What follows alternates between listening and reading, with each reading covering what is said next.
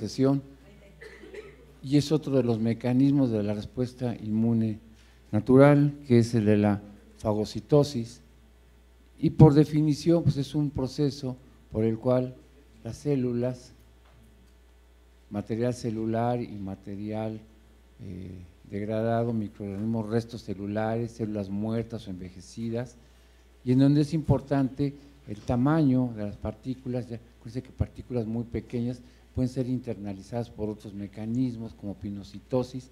Sin embargo, aquí son componentes ya con cierto tamaño, 10 milimicras, y es internalizado por células especializadas. Ahora, ya había mencionado la doctora Vega sobre algunas de las características de los macrófagos. Sin embargo, ¿cuáles son las funciones de la fagocitosis?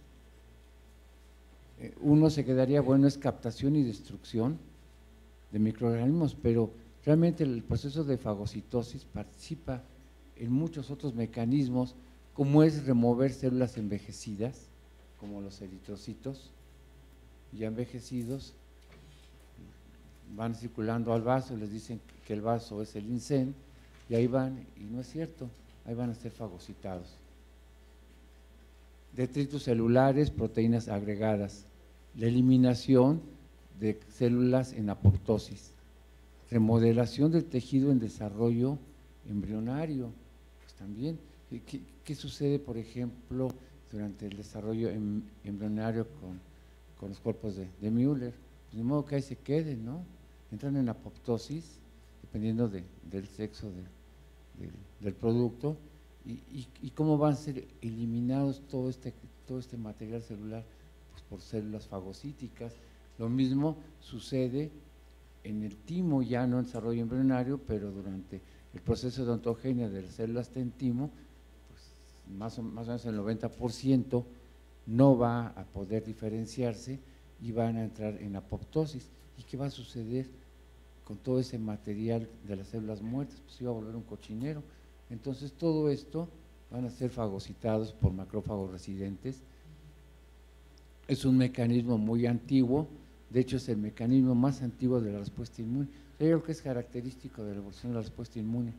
Estos mecanismos, por muy ancestrales que sean, los conservamos y se han ido superponiendo, se han especializado, se han coordinado con otros, pero inicialmente era un mecanismo de ingreso de nutrientes para la célula.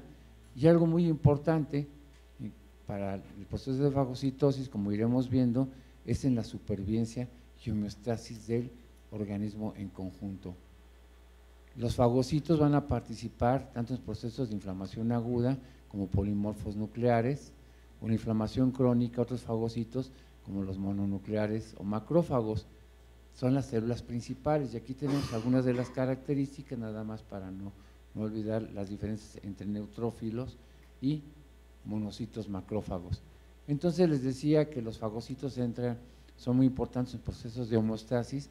Por un lado, son importantes para la eliminación de detritos celulares producto de la necrosis de células, o bien en los procesos de embriogénesis o de diferenciación o de regulación con las células que entran en apoptosis, y eso también el sistema inmune es importante. Los linfocitos T que se activan, y ustedes vieron las gráficas que traía la doctora Vega, se convierten en los linfocitos T efectores y los de memoria. Pero ¿qué va a suceder con los efectores? Ahí van a seguir escupiendo citocinas, ¿no? Esos van a entrar en procesos de apoptosis y van a ser eliminados estos cuerpos apoptóticos por células fagocíticas. Entonces resulta muy importante en los procesos de homeostasis del organismo. También las células fagocíticas tienen sensores, como vamos a ver en un momento, tienen diversos receptores que funcionan como sensores, y algunos de ellos, como es el caso de esta molécula que se llama MINCLE, que es una dectina, que puede reconocer esta proteína SAP130, que es una proteína nuclear, y entonces está reconociendo otro tipo de complejos moleculares que se llaman DAMPs con D, que son patrones moleculares asociados a daño, y entonces con estos sensores está reconociendo a esta proteína que está saliendo del núcleo de una célula necrosada, se activa la célula fagocítica, puede entonces activarse otros mecanismos que tienen que ver con mecanismos de reparación, en este caso, en el caso de daño tisular, pero esta misma molécula puede reconocer algunos PAMs, por ejemplo, de micobacterias o de algunos hongos, y entonces este mismo receptor va a dar lugar a respuestas de defensa protectoras hacia el hospedero. ¿Cuál es el riesgo potencial si esto no está regulado? Autoinmunidad o que haya la formación de granulomas en el caso de micobacterias. Ustedes recuerdan bien, y ya lo verán mañana con la doctora Báez, pues algunas de las características de la célula que vienen del sistema inmune y cómo a partir de células precursoras pues se van diferenciando en diferentes células, algunas de ellas fagocíticas, otras muy importantes en la presentación de antígeno. Entonces tenemos una serie de células fagocíticas que están distribuidas en todo el organismo y con funciones muy especiales. Por ejemplo, en el caso del tejido óseo tenemos a los osteoclastos, que son muy importantes, por ejemplo, en mecanismos de remodelación ósea. En el caso de hígado, las células de Kupffer, los macrófagos alveolares, macrófagos intraoculares, en el sistema nervioso la microglía, macrófagos en vaso, en intestino, los que están en ganglios linfáticos, los que están en médula, y aquí el dibujante pues ya nos dijeron que pintara los riñones y entonces ya no puso las células mesangiales, pero también son importantes. Entonces vean ustedes que el sistema fagocítico, nada más por los puros macrófagos, está ampliamente distribuido con los llamados macrófagos residentes también ahí en la piel, y es muy importante al rato que vean inflamación con el doctor Lascurain, porque cuando empieza el proceso inflamatorio, ¿de dónde salen aquellas citocinas proinflamatorias, interleucinas? No, pues de los macrófagos residentes en la piel. Entonces, ahora sabemos que los macrófagos, en función de las señales que reciben del microambiente de citocinas, el tipo de células T cooperadoras, TH1, TH2 principalmente, van a hacer que los macrófagos puedan diferenciarse y entonces tener distintos tipos de respuestas. Y entonces, por un lado, tenemos a los macrófagos convencionales, cuyas acciones son la fagocitosis y la muerte de las bacterias o hongos, todos aquellos microorganismos que hubieran fagocitado, ¿sí? Estos son los macrófagos llamados M1. Sin embargo, un monocito, por acción de estos mensajeros de las citocinas, que puede ser producto de otros macrófagos o de linfocitos T cooperadores o de otras células del sistema inmune, sobre todo los linfocitos de la respuesta innata, que merced a las señales por estas citocinas como IL-13 y IL-14, se diferencien a otro tipo de macrófago que en general se llaman M2, aunque hay subtipos de M2, y estos vean lo que producen interleucina 10 y TGF-beta. Alguien había mencionado, cuando preguntó la doctora Vega, y lo dijo correctamente, interleucina 10 y TGF-beta son citocinas que tienen un efecto antiinflamatorio, es decir, tienen un efecto de supresión, de regulación, y entonces resulta que estos macrófagos tienen un efecto antiinflamatorio y están regulando la respuesta inflamatoria que sea a la adecuada, pero también van a producir TGF-beta, que tiene que ver entonces con que los macrófagos van a dar las señales, son muy importantes en la cicatrización, reparación de tejidos y en la producción de tejido fibroso durante procesos de cicatrización. Entonces ahora vemos que los macrófagos se dividen en dos grandes grupos, los que tienen un efecto clásico que conocemos como de fagocitosis, pero aquellos que tienen un efecto de regulación de la respuesta inflamatoria y, muy importantemente, en los mecanismos de cicatrización, de reparación.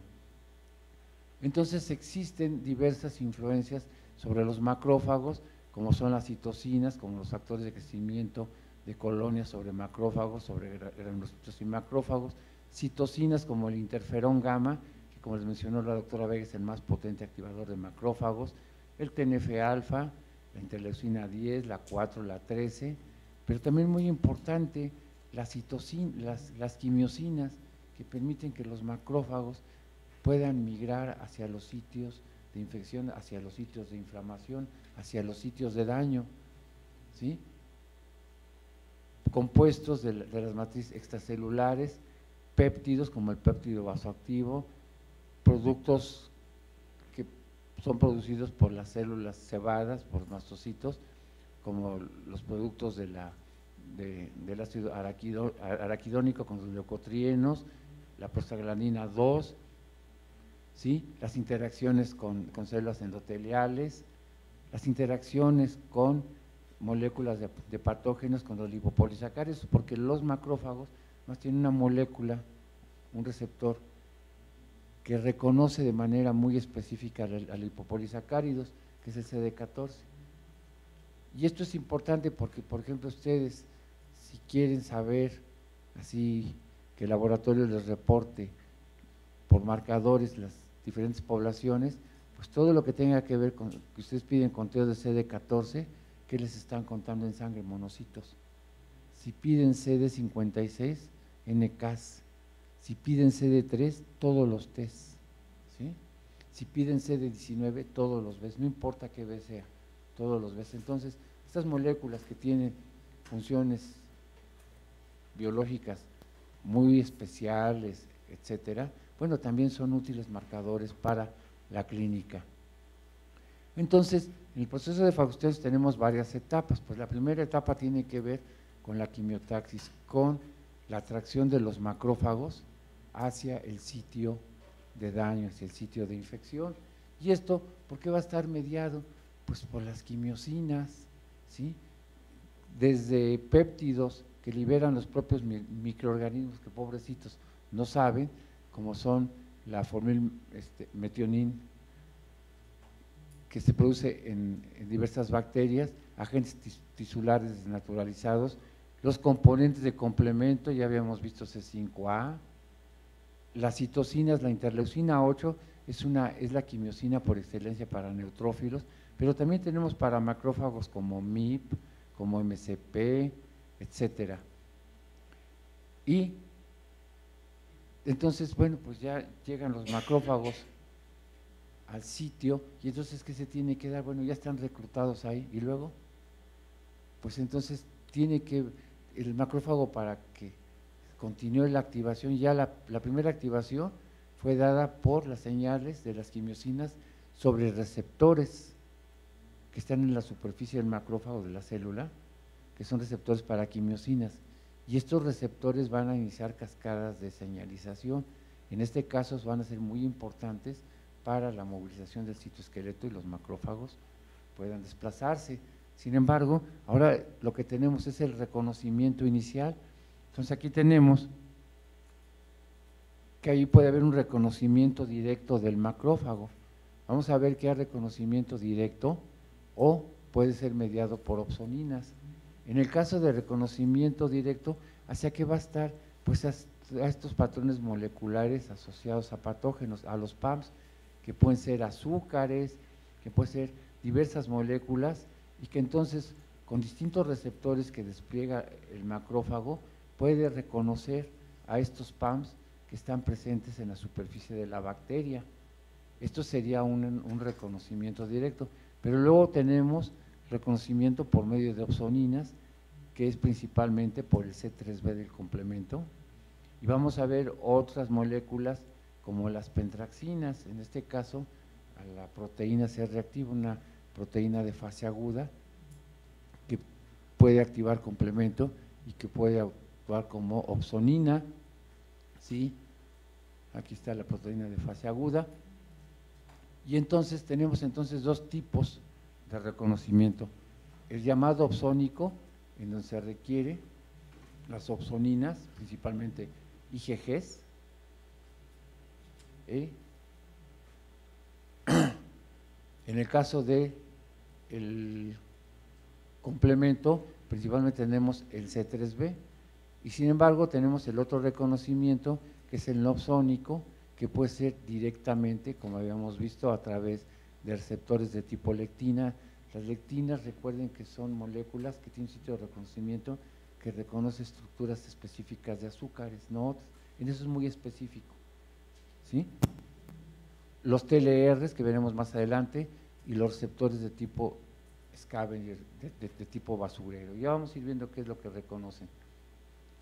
¿Cuáles son las opsoninas? Bueno, pues principalmente inmunoglobulinas, las de clase IgG1 y G3, complementos C3b, C3bi, este es el que se produce en la vía alterna, pero otras proteínas también pueden participar, como las globulinas, la proteína C reactiva, que además puede activar complemento, la fibronectina, el factor surfactante, que en realidad es una ficolina, no activa complemento, pero puede activar a los macrófagos, y la proteína que une a manosa, esta la vimos hace rato con la activación de complemento por la vía de las lectinas. Y entonces, generalmente, cuando la fagocitosis está mediada por IgGs como opsoninas, se van a producir mediadores inflamatorios. En cambio, si nada más es por complemento, no se producen mediadores inflamatorios.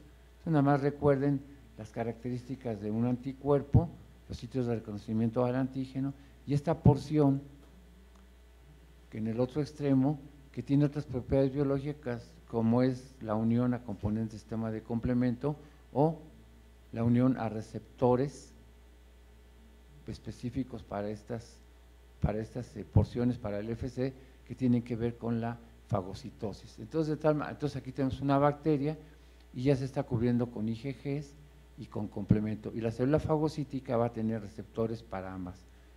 El CR1, que reconoce el C3b, a la opsonina C3b, y a los anticuerpos, y entonces es la unión al receptor lo que activa al macrófago. En realidad, las señales se van a desencadenar cuando el receptor interactúa con su ligando, y entonces va a haber una serie de cascadas de señalización que van a tener que ver con movimientos citoesqueleto, pero también van a tener que ver con otras actividades, por ejemplo, que se incremente el estallido respiratorio, la producción de citocinas, que vamos a ver en un momento.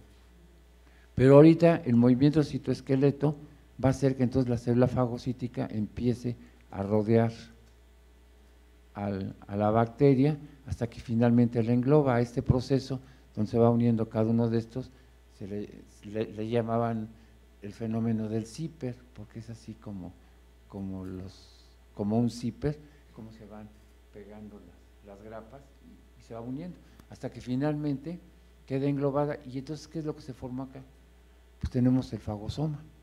El fagosoma no va a producir nada a la bacteria, pero como la célula está activada, los movimientos del citoesqueleto van a hacer que la célula fagocítica, ustedes recuerden, también tiene otras vesículas ricas en enzimas, en muchos compuestos que tienen actividad lítica, y entonces estos lisosomas se van a transportar y se van a fusionar con el fagosoma, dando lugar al fagolisosoma. Esto, uno de los genes responsables es uno que se llama LIST, con Y. Entonces, hay pacientes como en el síndrome de Shediac-Higashi, que tiene una mutación en el gen LIST, y entonces no se pueden unir los lisosomas a los fagosomas. Entonces, una vez vamos viendo inmunodeficiencias. Aquí tenemos el mismo ejemplo, más con otro dibujante. Vean ustedes cómo se va formando el fagosoma, cómo se va dando este fenómeno de la cremallera o del zipper, y entonces se forma el fagosoma y finalmente se van a fusionar los lisosomas y se libera el contenido, y entonces ocurren los mecanismos de muerte intracelular que vamos a ver que son diversos.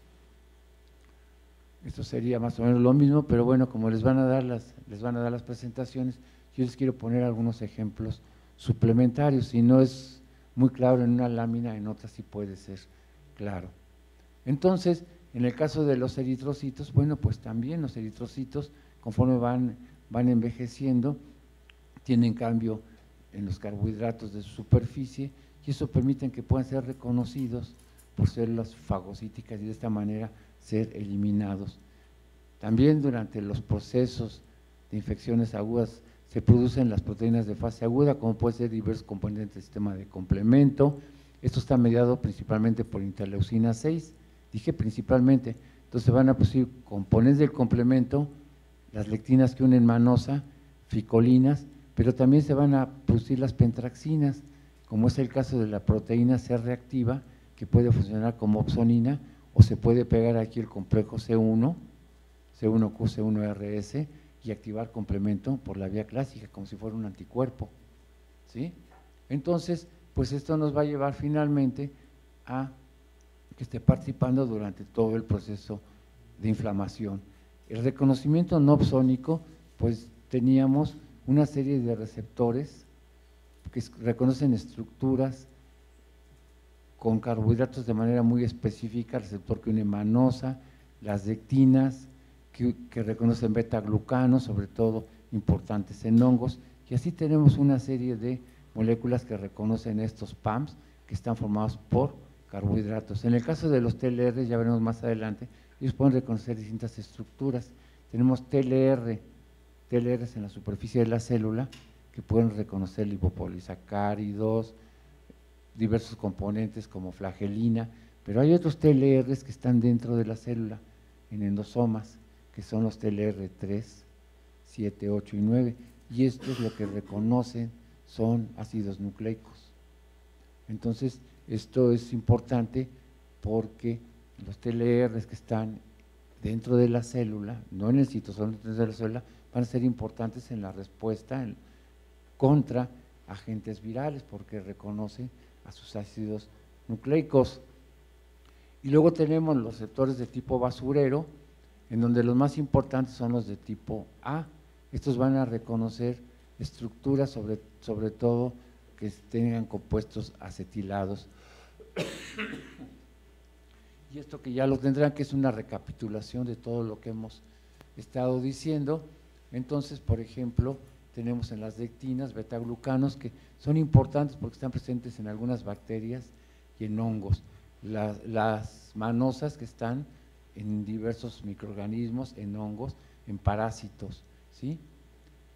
Y algunos como las ficolinas que reconoce beta-glucanos en hongos. Y así podemos seguir, y entonces tenemos una serie de elementos como los famosos TLRs, que son en humano, funcionan hasta 10, el 11 se ha escrito en ratón, en humano el gen no es funcional. Bueno, ahorita voy a ver algo de discusión. Y los que están intracelulares, que van a reconocer ácidos nucleicos, ¿y de quiénes? Pues eventualmente pues de virus, y entonces el TLR3, 7, 8 y el TLR9 reconoce dinucleótidos de DNA, el CpG, y entonces puede reconocer estos dinucleótidos que están presentes en bacterias. Claro, tenemos otros receptores que reconocen azúcares o peptidoglicanos en la superficie de las células, pero hay otros que están intracelulares, y entonces, bueno, esto nos permite tener diversos niveles de reconocimiento de sensores, que finalmente lo que van a hacer es que van a dar cascadas de señalización para que se produzcan principalmente citocinas proinflamatorias o interferones de tipo 1. ¿Qué es lo que va a suceder? Entonces, el reconocimiento, ya sea a los receptores para PAMs, como en este ejemplo nos ponen al TLR4 y CD14 que reconocen lipopolisacáridos, o receptores para interferón, ¿cuáles van a ser las moléculas que se van a producir? Pues son moléculas que tienen que ver con los mecanismos de oxidación en la fagocitosis, la producción de especies reactivas de oxígeno, la producción de óxido nítrico por activación del óxido nítrico sintetasa, la producción de citocinas de tipo proinflamatorio, la producción de activación para fibroblastos, la producción de factores angiogénicos y de metaloproteinases. ¿Y esto qué tiene que ver? Pues tiene que ver con mecanismos de reparación, de remodelación. ¿Y cuáles van a ser finalmente las funciones efectoras? A través de la producción de especies reactivas de oxígeno, de óxido nítrico, la muerte de patógenos, las citocinas proinflamatorias, pues que se incremente, que se magnifique la respuesta inflamatoria hacia la inmunidad de tipo adaptativa y la activación de factores de crecimiento que activen a fibroblastos, factores angiogénicos, metaloproteínas en la remodelación de tejidos. Entonces la importancia de la fagocitosis, y no nada más era llegar y comerse una bacteria y destruirla, es mucho más, porque en la entrada de la bacteria hay daño tisular, ¿y quién lo va a reparar? ¿Llaman al albañil de enfrente? Pues no, son los macrófagos. Entonces, ¿qué va a pasar? ¿Cuáles van a ser estos procesos celulares?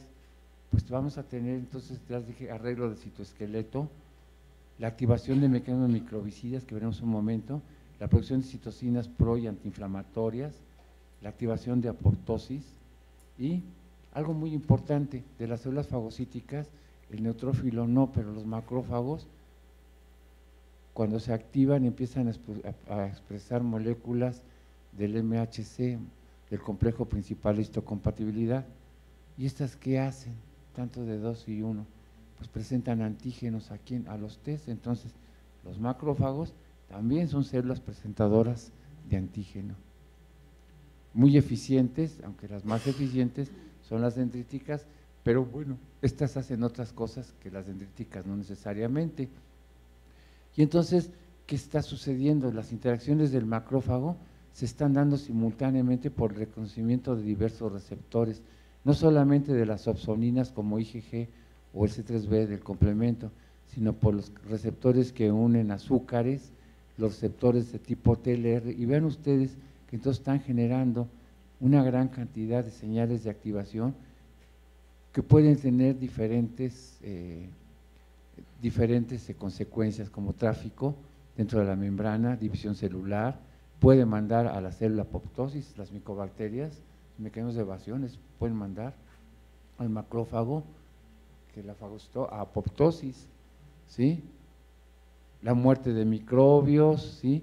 La producción de citocinas y quimiosinas, la remodelación de lactina, la maduración de los procesos de fagocitosis, la presentación de antígenos y la migración de los macrófagos.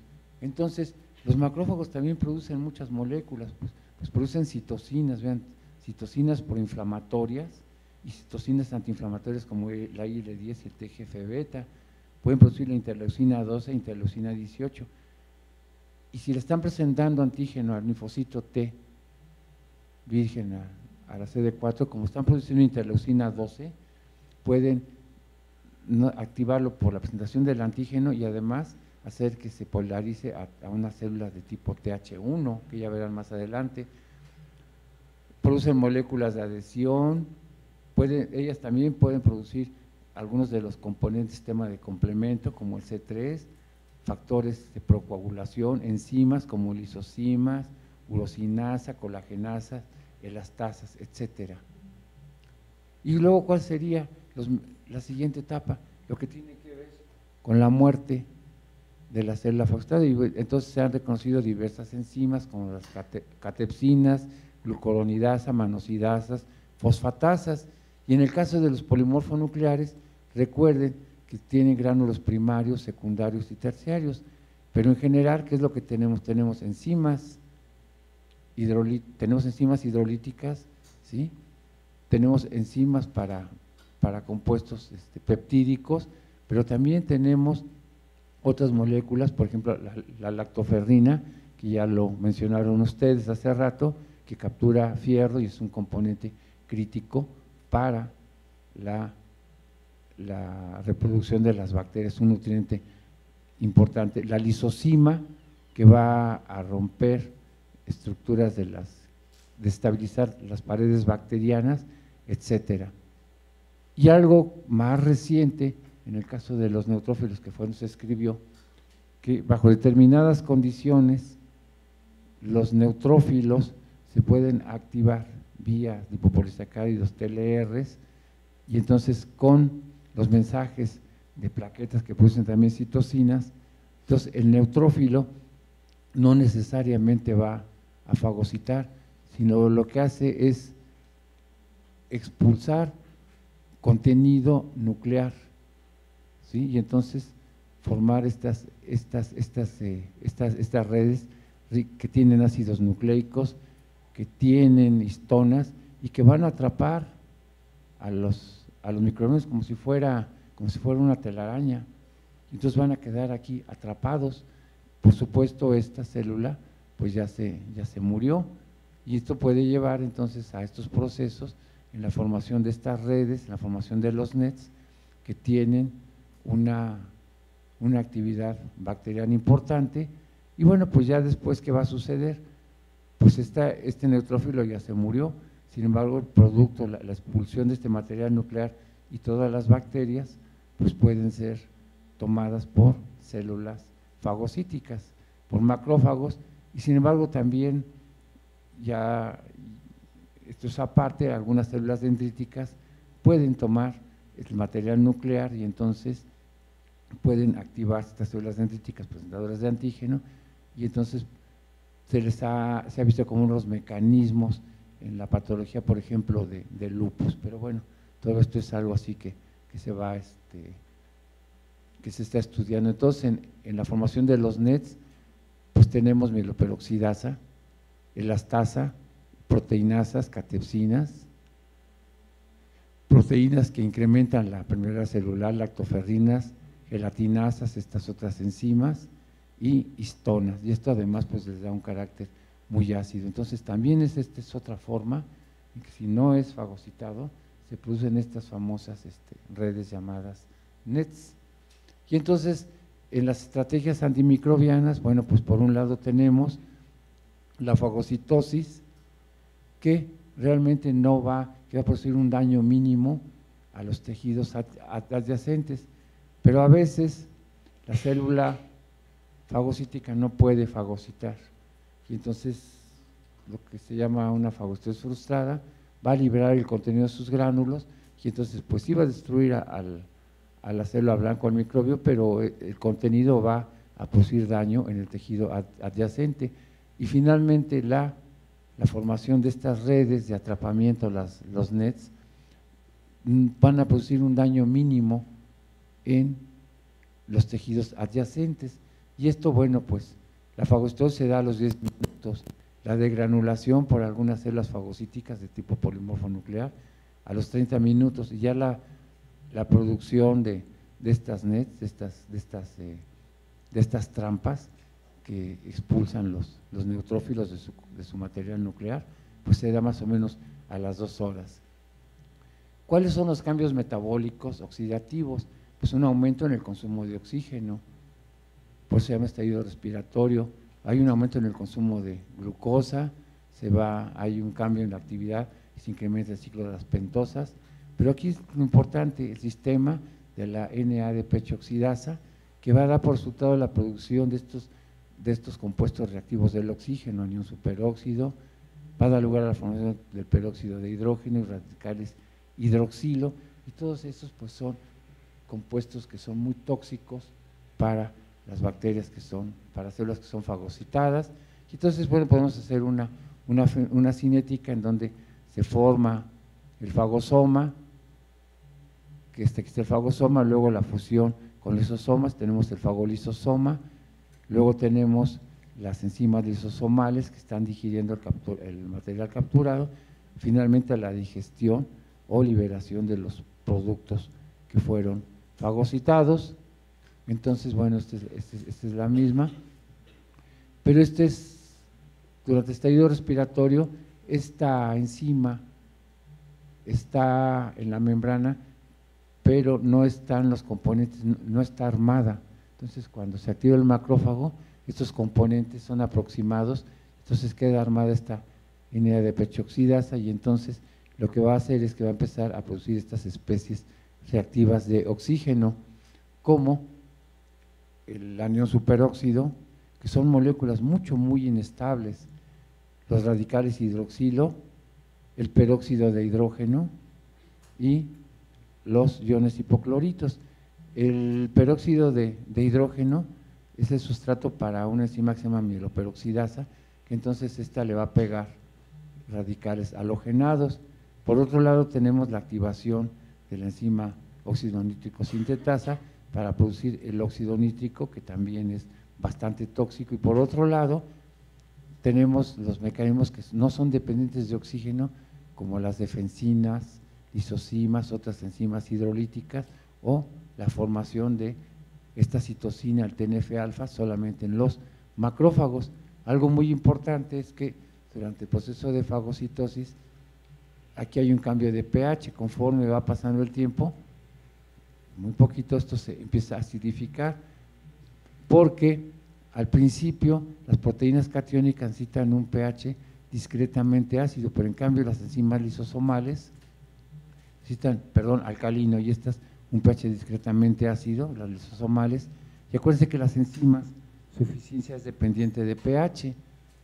Tenemos la formación de la lisosima que va a romper, que va a destabilizar estos peptidoglicanos, en donde va a atacar las uniones entre N-acetilglucosamina y ácido murámico. No le hace hoyos a la bacteria, pero sí rompe esta malla, entonces va a desestabilizar las paredes bacterianas. Y entonces aquí tenemos la formación del óxido nítrico, que este es dependiente de citocinas, principalmente de interferón gamma, y el factor necrosis tumoral. Se activa la óxido nítrico sintetasa, tiene un cofactor que es la tetrahidrobiopterina, y entonces a partir de la L-arginina se forma citrulina y óxido nítrico. Es un gas que va a difundir y es muy potente bactericida, ¿sí? Entonces, esto, por ejemplo, en los pacientes con leishmania, la leishmania puede vivir muy tranquila en el fagolisosoma. Sin embargo, si se activa con interferón gamma, las células, los macrófagos se vuelven muy eficientes en la destrucción de las leishmanias por efecto del interferón gamma. ¿Cuáles serían las consecuencias de la fagocitosis? Destrucción de los microorganismos, producción de mediadores inflamatorios, producción de citocinas y quimiosinas, presentación del antígeno de las células T, y pues ¿por qué no? Pues ya se tomaron el trabajo de comerse una bacteria, pues se echaron un taquito y bueno, pues algo les quitó el hambre. Los neutrófilos, ven ustedes nada más qué lista tan impresionante de citocinas, que todas ellas tienen un efecto de modulación sobre la respuesta inmune, y no nada más sobre la innata, sino sobre la adaptativa. Y entonces, bueno, pues los problemas de deficiencia de fagocitosis son más importantes. Esta es la experiencia en el Instituto Nacional de Pediatría del grupo del doctor Renato Berrón, que bueno, ya está jubilado, y ven ustedes que la deficiencia que compromete el sistema fagocítico es del 14%. La más numerosa es la que compromete la función de Bess, las combinadas severas el 23% y otras varias el 10%. En la deficiencia fagocítica, esto desgraciadamente pues ya ni existe ni la revista, ni el libro, ni nada, pero esta transparencia. ¿Cuáles son los defectos de la fagocitosis? Es el producto de la experiencia como de 25 años en este momento. Pediatría, su servicio de inmunología es aparte del de alergia, aunque sus residentes roten por ambos, pero son dos servicios distintos que se respetan, que cooperan mucho, pero el servicio de inmunología, pues va a haber inmunología clínica, va a haber inmunodeficiencias, las autoinmunes, un montón de cosas raras. Entonces, son infecciones que se presentan desde los primeros meses de vida. Son frecuentes las infecciones por gérmenes positivos a la catalasa y sobre todo en la enfermedad granulomatosa crónica, y son muy susceptibles a las pseudomonas en los pacientes que tienen problemas con la producción de proteínas de adhesión. Ahora vamos a ver cuál. Presencia de úlceras orales recidivantes en los cuadros neutropénicos, cíclicos y constantes. Algunas formas son susceptibles de sobrevivir a edades adultas según la severidad del defecto y son frecuentes, pues generalmente estas son mutaciones y entonces siguen patrones mendelianos. Y entonces es algo importante en los antecedentes, en historia clínica, los antecedentes familiares de parientes que hubieran tenido algún problema o de consanguinidad. Pueblo chico, pues ni modo. Manifestaciones cutáneas, principalmente abscesos o grandes lesiones difíciles de cicatrizar, son muy comunes. Y recuerden que en general las inmunodeficiencias primarias son pacientes que a pesar de los tratamientos con antibióticos no se resuelve fácilmente la infección. Y entonces, y además, pues están en una cuando ya están entrando en otra. Hay una frecuencia más elevada de infecciones. Bueno, esto es en general para todas, y estas son las características de los pacientes en quienes sospechar un defecto de fagocitosis. Entonces, de acuerdo a defectos funcionales, neutropenias congénitos, defectos en la movilidad y defectos en la destrucción de los microbios. Por ejemplo, por factores extrínsecos, farmacosupresores, ¿sí? Anormalidades en la ozonización, intrínsecos dentro de la célula, enzimáticos, en la expresión de moléculas de adhesión, en la quimiotaxis o haya problemas en el movimiento de las células fagocíticas.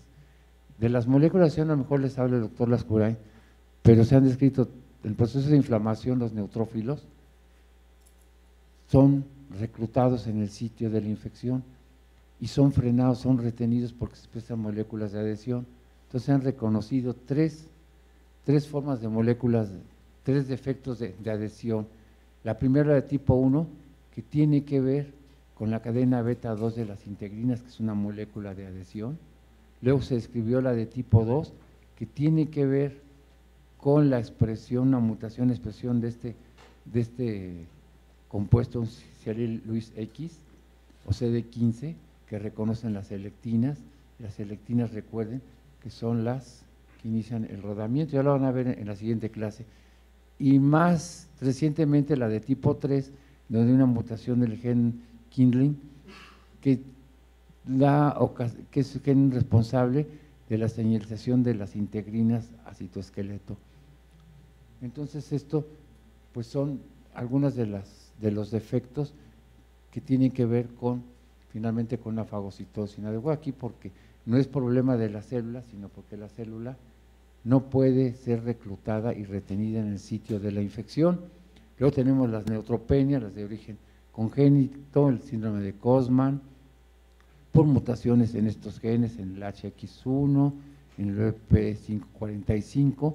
Estos pacientes presentan agregación plaquetaria, apoptosis acelerada de neutrófilos y son refractarios a los tratamientos con los factores estimulantes de colonias para monocitos y granulocitos. Las que están asociadas a procesos autoinmunes como el síndrome de Felty, con artritis reumatoide, las que están asociadas a mutaciones en cromosoma X, como el síndrome de hiper-IgM, en algunas formas de gamma globulinemia, disgenesia reticular, en la cíclica, porque hay defectos en el almacenamiento de glucógeno, o en la mielocartexia, que es una falta de liberación de los neutrófilos de la médula ósea.